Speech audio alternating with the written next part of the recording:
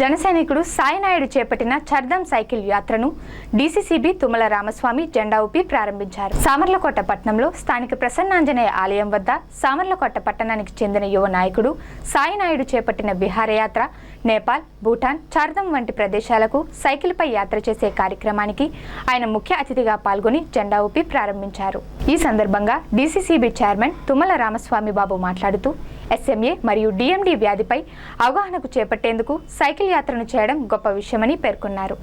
ఈ సైకిల్ యాత్ర చాలా కష్టతరంగా ఉంటుందని, సాయి చేస్తున్న సైకిల్ యాత్రకు ప్రతి ఒక్కరూ సహకరించాలని కోరారు. సుమారు 4 నెలల పాటు జరిగే ఈ సైకిల్ యాత్ర సామర్లకోట పట్టణానికి చెందిన 2 యువకులు సైకిల్ విహారయాత్ర చేయడం రాష్ట్రంలోనే మొట్టమొదటిసారిగా ఈ సామర్లకోట నుంచి జరగడం చాలా సంతోషకరమన్నారు.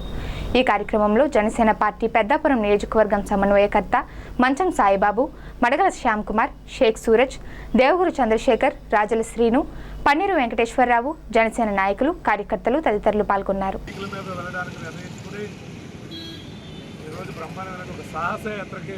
శ్రీకారం చుట్టడం జరిగింది.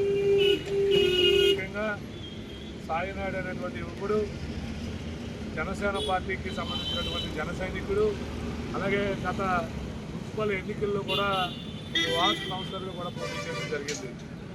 అలాగే సామర్లకోటకు సంబంధించినటువంటి మరో యువకుడు శ్రీను పాలిటెక్నిక్ పూర్తి చేసుకుని మరి ఒక స్ఫూర్తితో, మరి ముఖ్యంగా పవన్ కళ్యాణ్ గారి స్ఫూర్తితో చార్ధామ్ యాత్ర సైకిల్ మీద చేయాలని నిర్ణయించుకోవడం చాలా సంతోషం.